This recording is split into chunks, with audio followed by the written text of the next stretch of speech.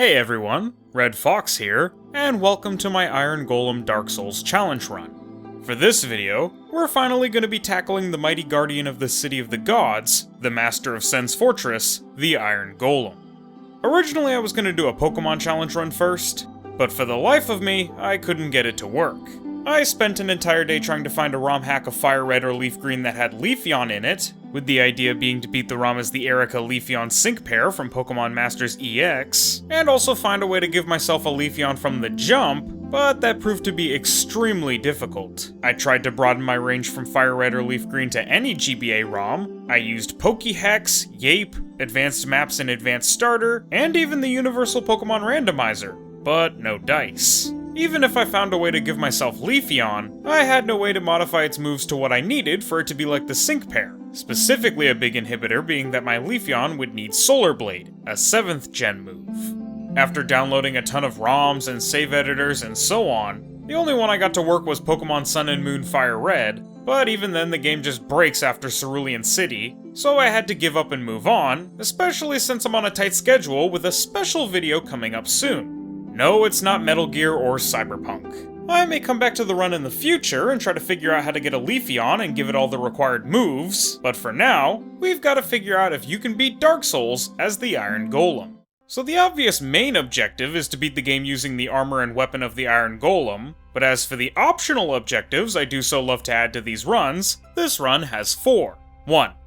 I cannot join any covenants. The Iron Golem is not a sentient being capable of aligning itself with a specific faction or ideology, it's simply an autonomous golem designed to guard Anor Londo and its residents. 2.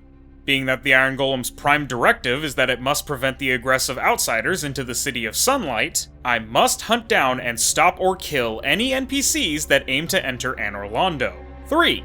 As the guardian of the City of the Gods and its residents, I cannot directly kill anyone in Sen's Fortress, Anor Londo, or the Duke's Archives. If any of them fall or kill themselves, I have no control over their actions. But everything in Sen's Fortress is designed to protect Anor Londo from invaders, so weakening those defenses would contradict my prime directive. The people of Anor Londo are my charges, so harming them would go against the very reason for which I exist, and the Duke's Archives are an extension of Anor Londo, and thus are privy to the same protections. 4. Finally, to represent the bulkiness of the Iron Golem, I cannot run or roll during combat. Alright, let's begin. So, I go ahead and make the Iron Golem, starting as a bandit since it's the best start stat-wise to what we want, and then I go ahead and beat the game, grabbing the Iron Golem armor and Golem Axe in the process. I didn't end up using the Dragonbone Fist since, rather than actually using it, it's more of a representation of his core being created from dragon bones, but I will be wielding the Golem Axe one-handed for as much of the run as possible since that's primarily how the Golem wields it. After starting a New Game Plus cycle, I walked up to the Asylum Demon, poise tanked all of its attacks, and cut it down like a tree. The one important thing I did learn from this fight is that the short range of the axe is something to be weary of, despite its fast swing speed and high damage. Also, my armor reduces stamina recovery, which makes a continuous assault more difficult. After arriving in Lordran, sent here to use my core to rekindle the first flame by Gwendolyn due to a lack of any undead rising to the occasion, and as an act of desperation, I use my souls to level up to SL 90 with these stats, dumping mainly into Vitality due to no rolling, and also because the Iron Golem actually has even more health than even smough, and that's where I'll be staying for the rest of the entire run. See, the idea I had was that smough and Ornstein would be around SL 120, since 120 is the meta for when a build's online, when you have a complete, fully functional high-level build. From there, I'm using the lore to scale what SL my build should be for the other boss runs I do. So for example, the Iron Golem in the lore is quite considerably weaker than either smough or Ornstein, so for the entirety of this run, I'll remain at SL 90, the minimum level for a strong functioning high-level build, and 30 levels below ONS. For Gwendolyn, I'll probably be at least SL 120 if not higher, since I'm not sure if he's stronger than Ornstein in the lore due to comparing their feats, but being the son of Gwyn, being a faction leader, being the de facto ruler of Anor Londo, and also putting the entire city under an illusion, including creating a ton of pretty powerful enemies, would lead me to believe that he's at least as strong. For Gwyn, I'll probably go nuts and do SL240 or something ridiculous, we'll see. And of course for Artorias, he'll be SL120 like his captain. Well, as you can imagine, when doing 300 damage per swing and being able to tank just about anything, there aren't really any enemies that can hold a candle to us at this stage. With that even applying to the Taurus demon, whom I just stalked down, sliced with wind blades from a distance just like the Iron Golem itself, and chopped to bits. After that, we came across our first mighty hero that would attempt to enter Anor Londo. In order to gain entry to the City of the Gods, Solaire must defeat me and earn his entry by right of combat. Unfortunately, while he puts up a valiant effort worthy of a warrior of sunlight, he falls to the Golem Axe as had so many heroes and warriors before him. The Hellkite Drake gave a bit of trouble since our chunky boy has to walk across the bridge, but everything beyond that is simply a matter of walking towards it and hitting it really hard. Before fighting the Bell Gargoyles, I wanted to try to get my Golem Axe to +4, with it already being +3 from my first playthrough, so I went to take out that Titanite demon next to Andre for a Demon Titanite. Unfortunately, during our battle, out of reflex, I accidentally rolled, failing my first optional objective. I tried to unmap the roll button beforehand, fearing this very thing, but I don't think you can do that on Xbox, not on the original version of Dark Souls anyway. Regardless, I'll still be attempting to roll as little as I can moving forward. Besides, who needs to roll when you have such high vitality and such great armor? Okay. After zoning and range spamming the Titanite demon, I destroyed another hero trying to earn passage into Anor Londo, Lautrec, after a well-fought battle, and then took on my fellow Guardian constructs of Anor Londo.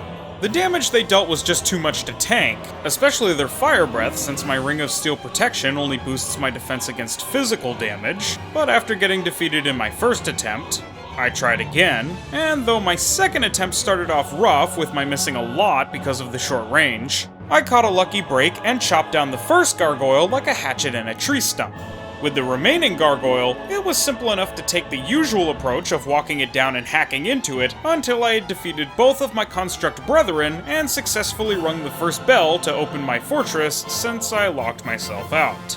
The lower Undead Berg doesn't present much of a challenge since I can poise tank and one-shot or two-shot basically everything, and the Capra Demon fight actually went surprisingly well despite not running or rolling. I just entered, poise tanked the Capra Demon while killing the dog blocking the stairs, almost died but retreated up the stairs and healed, one-shot the second dog that followed me up, launched a ton of wind blades at the Capra Demon from the top of the arch, and finally just jumped down and finished him off. First try, heck yeah. For the depths, I basically just took the shortcut and walked past everything, took out the cleric and his Skaven warriors, and then it was time to defeat the mutated descendant of my forefathers, the Gaping Dragon. My first time fighting him before the run was pretty annoying because I died a bunch of times right at the end, but this run definitely made up for it because, despite the wonky hitboxes and my difficulty in being able to actually land a hit on his tail, I was eventually able to use my Windblade to finish him off first try and earn entry into Blighttown. Never thought I'd actually want to earn Blighttown. Like, that's like earning a bed of rusty nails to sleep on. After honestly pretty easily making it to the bottom of Blighttown, save for getting toxic and poisoned at the same time, I took on Quelaag and died several times. This was the point at which not running or rolling while in such heavy, bulky armor just became untenable. With Quelaag being surprisingly agile, the lava absolutely melting me when I was knocked into it, and it being both very easy to knock me into it and finish me off if I managed to escape, all due to my chunkiness, I had to make some concessions here. When I rolled and ran as much as needed, it was much easier to either stay outside of her effective range and Windblade spam, or get close and hack away at her. Still, she ran me dry of Estus, and I had to rely largely on humanity towards the end of the fight, but eventually I was able to destroy the Chaos Witch and ring the second bell, which in turn sent a text to Greg to let him know that I locked myself out of the funhouse without my keys, so he opened the door and let me in. Sens was fantastic. I actually made it past everything without killing anyone, except of course the Onion, who was attempting to forge his way into the City of Gods and failed the Trial of Combat, and though I had to run twice to get past some of the swinging guillotines, I made it to the top of Sens without killing a single enemy or dying a single time. I then did battle with the crestfallen merchant as, while he is crestfallen, he is also able-bodied and close to Anor Londo. But he defeated me, enraged due to being reminded of my defeat at the hands of Tarkus, and fearing his victory would embolden him to continue onward despite not being worthy to enter the city and take on Guinevere's quest. I returned and did battle with him once more, this time striking him down. I also made sure to retrieve the key to Big Hat Logan's cage, making sure he couldn't be released and effectively dooming him to remain in the cage forever. Now, finally, without killing my closest ally, Firebomb Giant, I did battle with my successor to prove both that I was the superior Iron Golem, and that I was worthy to take up this task of rekindling the flame. The first attempt actually didn't go all that well, as my closest ally is quite effective at his job, but after just not fighting in the center of the arena, we engaged in a hard-fought battle. He threw me around and pummeled me, and I took advantage of a weakness in his tendon plating that I was aware of. Eventually, I used my intimate knowledge of this flaw to knock the faulty Guardian off of the bridge to its demise. The Firebomb Giant recognized me as the true Guardian of Anor Londo, and I was granted permission to set foot into the city. Now, Anor Londo was exceedingly difficult, probably the most difficult part of the whole run. I got the Demon Titanite for my axe, ran from the Guardian Gargoyles within the city, doing an excellent job of protecting the remaining residents from invaders, and though I was felled by my arch-rival, Gravity, several times while trying to bypass the Painting Guardians, I eventually made it through to the other side where I corrected the bridge for passage. The gargoyles dutifully prevented me from using the bonfire closest to the cathedral, but I was fine with having to just walk from the Anor Londo bonfire if I died. It wasn't that big of an inconvenience. Surely it wouldn't be that big of a deal later on, right? The enslaved bat demons and archers of Anor Londo made it very difficult to egress into the main building, but after death upon death upon death upon death, I eventually tricked the archer blocking my path to gracefully descend to the base of the building as expediently as possible, allowing me to access the bonfire within the building.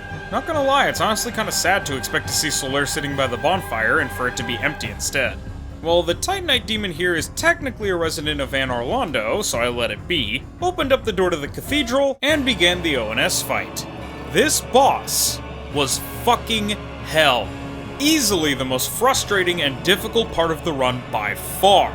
Like, ONS is always difficult, but I had to completely abandon not running or rolling, I had to two-hand the Golem Axe, and I had to dip hard into my humanity reserves to even make any significant progress for this fight. This was rough. I really considered just leveling up to SL120 because of the difficulty, but I also knew that I couldn't undo that and that it would make the rest of the bosses in the game too easy, cheapening the run as a whole, so I stuck to SL90 and toughed it out. The damage with only one hand just wasn't enough to make a decent enough attempt, especially with a 2.5 minute run back through all of the still alive enemies of Anor Londo, and the range, two-handed or no, made fighting the spear-wielding Ornstein and the massive long-reached smough both exceedingly difficult. But after an hour of trying, after 13 attempts, I finally defeated Ornstein, and since Super Smough is really slow and easy to dodge, despite him having some seriously dangerous damage, I was able to— are you fucking kidding me?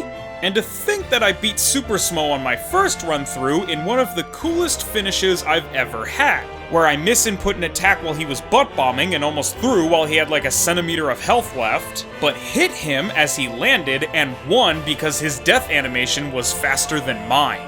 This was crushing, my lowest low in a long time, especially since it wouldn't be for another 50 minutes and 9 attempts that I would even get the opportunity to fight Super Smough again. But after a long, arduous, and careful 5-minute battle against Smough, the Iron Golem had claimed victory, proving himself to be worthy despite simply being a machine. Now with the Lord Vessel in hand, I took out Ceaseless Discharge and I forgot to place the Lord Vessel!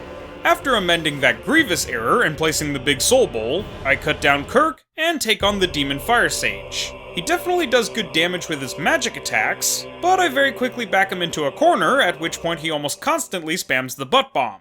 After hacking and slashing him with my axe, getting him with a couple of wind blades, and tanking the few times he decided not to butt bomb, I defeated the Fire Sage and moved directly onto the Centipede Demon.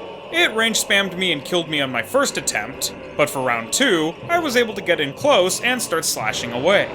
After a couple of admittedly close calls, I was able to find the sweet spot by his feet, and, while I had to use a couple humanity to survive towards the end, I was able to cull the last demon between me and the bed of chaos. After killing one of the last daughters of Izalith and taking out Kirk after he came back for round 2, I took out the right bug, save quit, took out the left bug, save quit, and after a couple of deaths, figured out the trick to the sweeping hands. All you have to do is stand a bit out of their range, which makes the bed use the hand sweep attack, and then you just run in as she's pulling her arm back from the sweeps. Simple as. Next on the list were the undead of the Catacombs. Running through to Pinwheel was fairly simple, and though Pinwheel actually just narrowly almost killed me with a triple fireball, I survived by the skin, the iron of my teeth? Helmet? Whatever. And I finished the creature off. Mask of the Father! Blessed run confirmed. On to Lord number 2, Nito.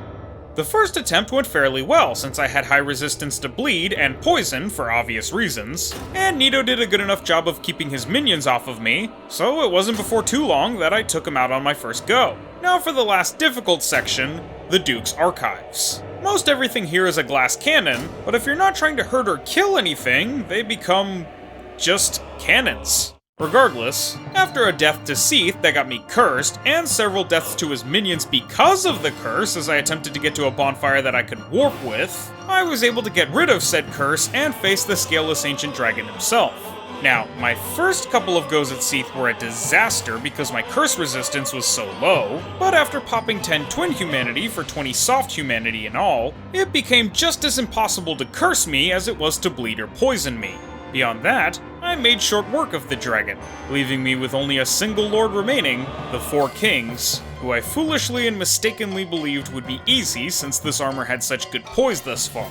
Before I head to New Londo, I go ahead and battle against Sif in order to get the Covenant of Artorias so that I can actually go into the Abyss without dying, and though I actually lose once, something kind of unusual for me, my second go-through goes much better as I more tactically use my wind blades and time my hits much better. I'll be honest, the 4 kings were pretty hard. The Iron Golem armor, at least in NG+, doesn't have enough poise to poise tank through 2 consecutive attacks, which in turn slowed down my DPS. Something else that slowed down my DPS was the fact that my big, slow, bulky frame wasn't fast enough to stick to them, which created enough distance between us at times that I would take the full damage of their sword attacks, which caused me to need to heal, which in turn slowed down my DPS even more. The DPS was just slow enough that, for a couple seconds, there were 2 of them fighting me at once most of the time. It admittedly took several attempts even after two-handing the axe, but eventually I did it, defeating the final lord and opening the way to the leader of my creators, the man who destroyed the beings that fuel my very soul, Lord Gwyn.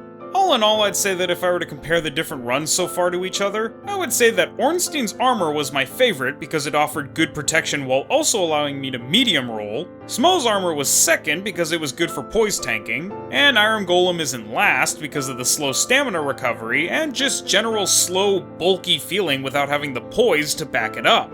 I know I could have used Havel's ring for the bulky problem, but I preferred the steel protection ring for damage reduction, and the clunkiness was honestly on brand for Iron Golem anyway. I'd give Ornstein's armor a 10 out of 10, smough's armor a 7 out of 10, and Iron Golem's armor a 3 out of 10. As for their weapons, smough's hammer does a crap ton of damage and heals a little, which is indispensable. The Golem Axe has bad range, but the attack speed and damage were good, and the wind blades were both fun and useful. And the Dragon Slayer Spear had good range, but the damage was mid because it was split piercing and lightning, with many enemies resisting lightning. The split scaling kinda blew too, and the lightning spear from the weapon wasn't really all that great either for the most part, though I remember that the only parts that the weapon really sucked for was Ornstein and Gwyn. I'd say that smough's hammer is a 10, Golem Axe is like a 6 or 7, and Dragon Slayer Spear is a solid 6, maybe a 6.5 if I'm being generous because Ornstein is my favorite. Alright, let's assume the role of Guardian of Anor Londo one last time and protect it from the end of the Age of Fire. The first attempt was a catastrophic failure, but on the second attempt, since I'm one-handing the Golem Axe, I decided to just parry loop him and call it a day. I defeated Gwyn, failed not rolling or running in combat, but did successfully avoid killing any enemies in Sens, Anor Londo, and the Duke's Archives. I never joined any covenants. I successfully killed or otherwise stopped all invaders from entering the Golden City, and yes, I beat Dark Souls as the Iron Golem. I hope you guys enjoyed that as much as I did. I really had fun with this one. Next is Dark Sun Gwendolyn, and then I'll probably take a break from DS1 to do DS2 and 3, and then loop back around for Artorias and Gwyn, both on the remastered edition, so be on the lookout for all of that. If you guys enjoyed, remember to support the video and the channel in any way that you can or are willing to, and if you want to say hi or talk about Dark Souls or just chat with people about whatever, be sure to join the Discord, link in the description. Thank you all so much for watching. I've been Red Fox, the Guardian of YouTube headquarters, and I'll see you all next time. Be safe out there, friends, and don't you dare go hollow.